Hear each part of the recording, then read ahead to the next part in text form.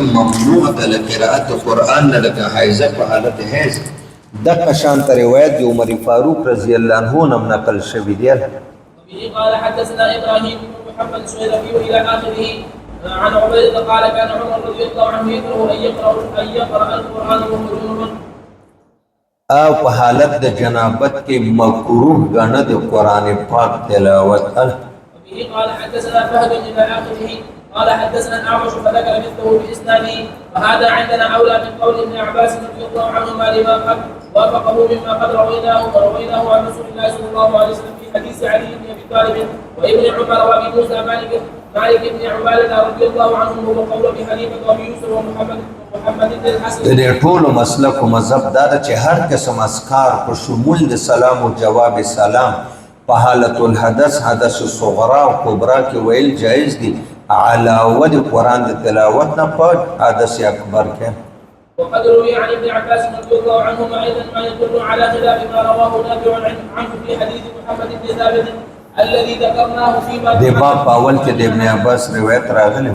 چې د اسکارو د پاره او جواب سلام د پاره طهارت ضروری ده. بیرته د عبد الله ابن عباس اوس روایت راوړي چې د اخر روایت په خلاف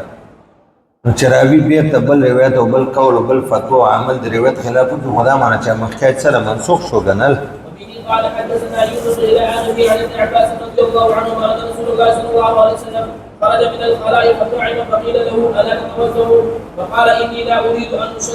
اصلي زما اراده د مانځه خو نه ده او داس خو د مانځه لپاره کېږي نو زه خو روټۍ لپاره او داس نشته او ګوره دلته ډېر څه مطلب چې روټۍ لپاره نو روټۍ نه مخکې بسم الله وعلى برکت الله دی الله نوم راځي که نه راځي بسم الله اول او اخر وی ګوره ذکر راغی که نه هغه د بغیر د اودس یې ذکر کړی ده. قال حدثنا ابو بكر الى اخره قال اخبرني سعيد بن الحويرث وذكر مثله باسناده وبه قال حدثنا ابن ابي داود الى اخره عن عمرو بن دينار فذكر مثله باسناده وبه قال حدثنا محمد بن الحجاج الى اخره عن عمرو مثله باسناده فلا ترى ان رسول الله صلى الله عليه وسلم لما قيل له هر کله چې آقا مدني ته صحابي فرمایي چې قربان او داس نه کوي تاسو اوس روټۍ تناول فرمایي وی ولې زه مونځ کوم لا اريد صلاه فتوضا زما اراده د مانځه خو فی الحال نه ده چې اودس وکړم یعنی اودس برای صلات کېږي دا باب د ذکر دپاره د روټۍ نه مخکې ذکر د روټۍ نه بعد ذکر د اوبو نه مخکې د ذکر مسنونه دعا د هغې پسې ټولې کې اسماء الحسنا راځي. لہذا معلومه دا شوه چې اودس د لمانځه دپاره ده د عام و اذکارو دپاره ضروري نه ده اگر که موږ اوله او بهتره وایو لا لذکر د ذکر دپاره ضرور نه ده د لمانځه دپاره ضروري ده. دا حدیث د ابن عباس د دې تعارض راغی له اخر روایت د ابن عباس سره چې د باب اول کې راغلی چې د ذکر دپاره اودس ضرور ده. هلکه اوس یو بله خبره هم راووته د درایت الحدیث د نخبې او د مصطلح الاثر او د شفیع الله خبره څه ده یو صحابي دوه روایته کړي دي نبي پاک په یو روایت عمل کړی په بلې نه ده کړی تا ته دا هم پته نشته چې کوم منسوخ ده او کوم ناسخ خو دومره درته پته ولګېده چې دې صحابي دوه روایته وکړه ګور اول کې ویلې چې اودس به کوئ وروسته ویلې چې اودس نه بغیر ذکر دوه روایته شو تا ته د تقدیم او د تاخیر او د تاریخ پته هم نشته د مقدم او مؤخر او د تاریخ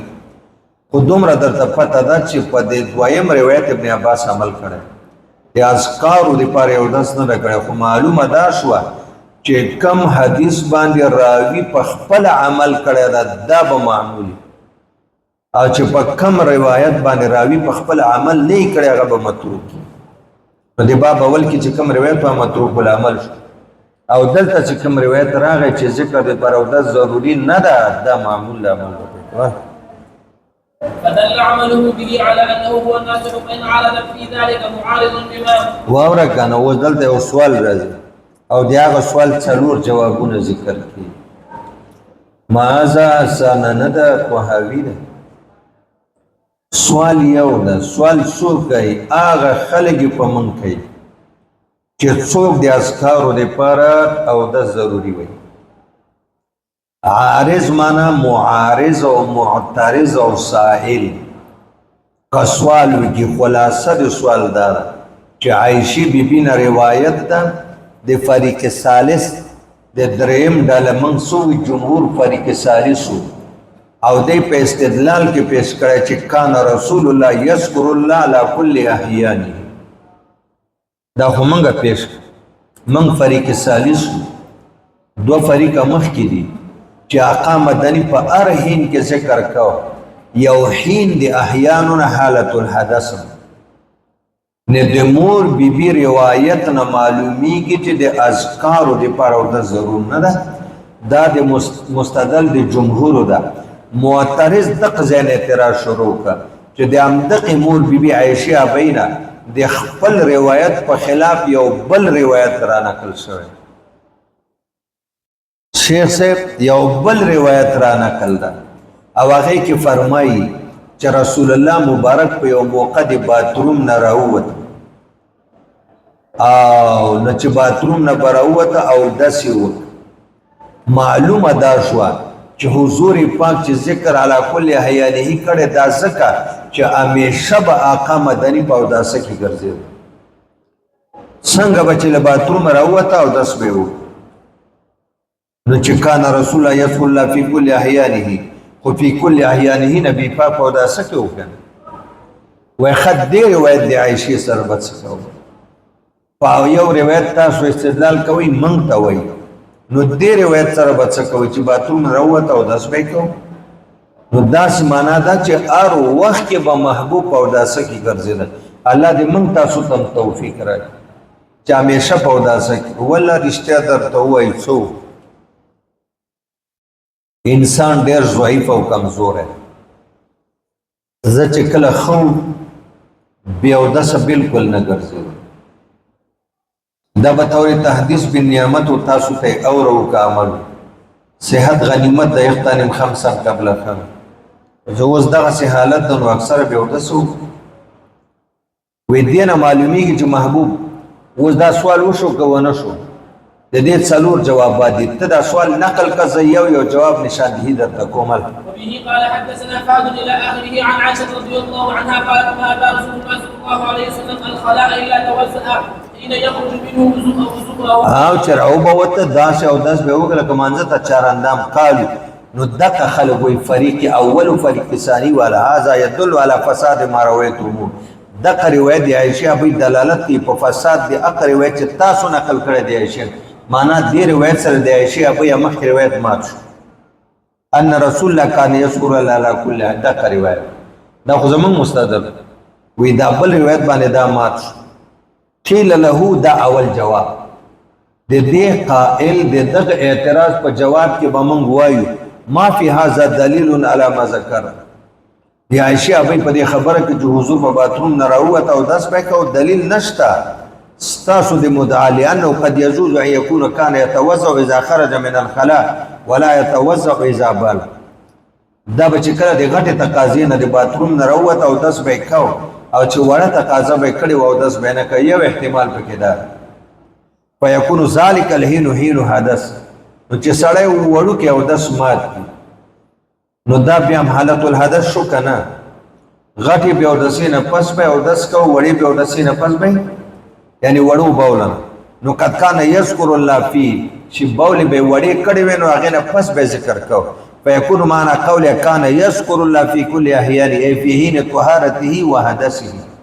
چې کله په حالت طهارت کې و هم ذکر به کو او چې بول به کړي وی هغه نه پس به ذکر کو حتی لا یتزاد الاثار حتی چې د عائشه ابي پر روایتونو کې تعارض او تضاد پاتې نشي صحیح شو كان رسول الله يذكر الله في كل احيان يو هين طهارت بل هين حدث وحدث دي وړو بول على شاو مع انه قد حالف ذلك حديث ابن عباس رضي الله عنه سره دې چې د مور بیبي دویم روایت ابن عباس د روایت مخالف هلته وی چې راووت او روټۍ هم خوړله او هر څه یې کول او داسې نه وکړل عن رسول الله صلى الله عليه وسلم لما قال اريد صلاه فتوزن چې هغې له باترومه راووت وی قربان اودس نه کوئ وی ولې لمانځه اراده خو مې نه ده چې اودس وکړم على انه لم يكن يتوزن اليه وهو يريد صلاه علی به حضور اودس کو چې د لمانځه اراده وه اذا جاء الاحتمال بطل الاستدلال نو ستاسو استدلال د عایشې هغوی په دې دویم روایت فریق اول و ثاني والا او باطل شول وقد يحتمل ان دا يكون دویم جواب شو د هغه اعتراضا ما حضرت منه عائشه رضي الله عنها من الوضوء عند خروجه وای چې کله باتروم نه اخاره ووت اودس وکړو کېدای چې د اودس د کړه د باتروم نه وته ولې اراده الصلاه دا بچون کې د لمانځه ټیم وکړ د لمانځه په نیت باندې به اودس کړی دا نه چې د ذکر د پاره لا للخروج من الخلائق ويحتمل دا دریم جواب شو ويحتمل ايضا ان يكون ذلك اخبارا منها عما كان يفعل عائشہ به خبر ورکړي د آیات نه د یا ایه الذین آمنوا اذا قمتم الى الصلاه د دې آیات د نزول نه مخکې بچو سړی جنوب شو یا وړه په اودسي به چا سره به خبرې تر هغه نه کولای چې اودس به نه وکړي چې کله آیت الوضو راغی پته ولګېده چې اودس خو صرف د مانځه دپاره د خبرو دپاره نه نو عایشه هغوی د هغه حال بیان کوي او خبر ورکوي چې قبل نزول آیت الوضو دا خو د آیت الوضو نه مخکې خبره وه وما في حديث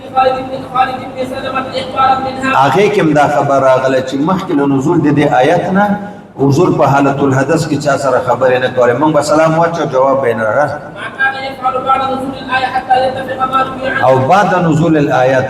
په حالت الحدث کې خبرې هم کړي حدث اصغر اکبر کې ذکر هم کړی ده علاوه د تلاوت د قرآن نه په جنابت کې علا ما روی عنها لکه څنګه چې مور بی بی نه روایت ده و ما روی عن غیرها ابن عمر ابن عباس عمر فاروق ولا يتزاد من ذلك شيء او چې څومره روایتونه راغلي دي د ټول روایتو په منځ کې تعارض هم پاتې نه شو بلکې د باب اول روایتونه منسوخ متروک العمل او آخري روایتونه ناسخ